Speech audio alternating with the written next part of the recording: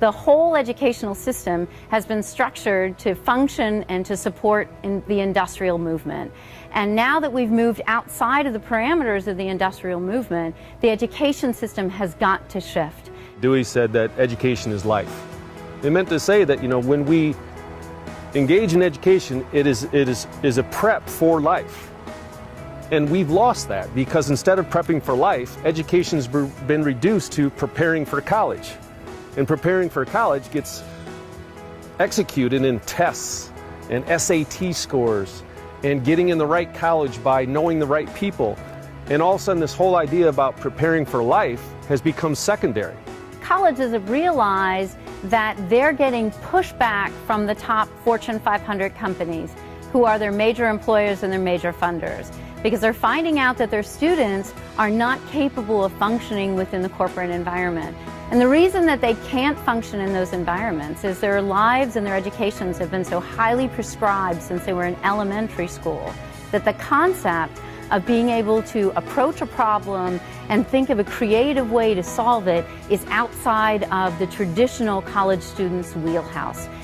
And one of the reasons they don't know where they fit is because what they learn to be an A student has nothing to do with what they need to know to be an A player. The A player, when they come into a business, they're not asking for an assignment, they're not getting graded, they don't impress anybody with their knowledge. They have to take on a task and perform that task well. But they're also expected to know why that task is important, how that task fits into the business strategy, and how the task and the business strategy fit into the overall business model, and how the task, the business strategy, and the business model fit into the industry, and how that industry fits into the global economy. The A player understands how all of those dots are connected. As a parent looking at a college for my children, I want a place where their passions are going to be nurtured, but it needs to be done in a way where they get real-world experience and the academics to support it, and it can come together, in the classroom so that they can be taught to be the leaders and the entrepreneurs for our next generation. And so our current education system, in its current form, is hurting our kids, not helping them for real life. So Dewey was spot on, but we want to magnify that even more as opposed to just saying that education is life. Turn around and say that life is education. So the 21st Century Life Academy will take a full day of a student's week, and in that full day, a student will immerse themselves in a real business, where they're doing projects for a real business. And this isn't just an internship. This is a business model consulting. It's understanding the whole business. It's developing shared value ideas for the business, or it might be doing a specific project. So we create this win-win.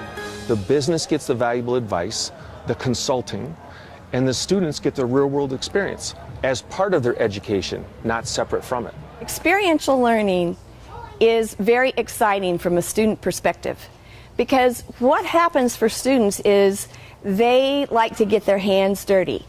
They have a lot of exuberance and energy, and they like to get involved, they like to be active, they like to be doing something. The 21st Century Life Academy is a very simple idea. We've been talking about education reform for 30 years. And people are saying, well, what do we do to reform education? What do we do to reform education? And the answer is simple. Let's just bring it back to how it was originally meant to be.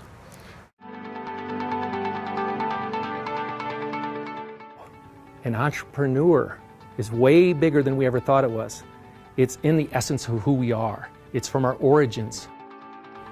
When you have entrepreneurship spirit in a local community, the money is not the destination. It becomes a tool that can help you to make progress, to move forward in a positive way. When I think about the term entrepreneurship, my definition of it is much broader than most people's, because I see in an entrepreneur someone who recognizes a problem, identifies it, and comes up with a solution that's going to positively impact and involve as many people as possible in the solution.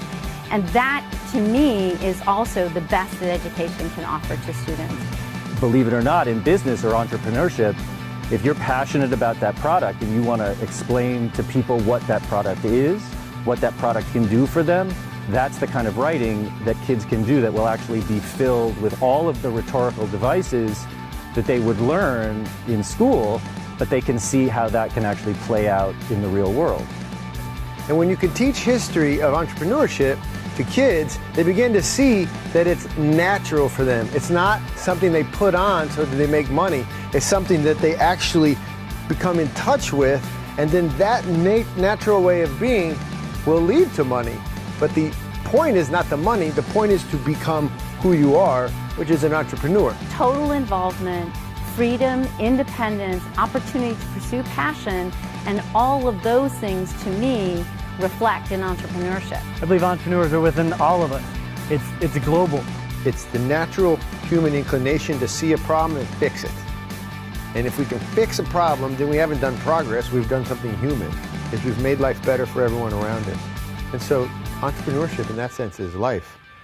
So it all boils down to this. When you bring real life into the classroom and bring the classroom into real life, all of a sudden we break down the walls of what we define as education, as politics, as economics. What we start to experience is what it is to be human. And at the end of the day, that's what we're doing here on this planet. We are to be human. So doesn't it make sense that we use education as a platform to experience being human?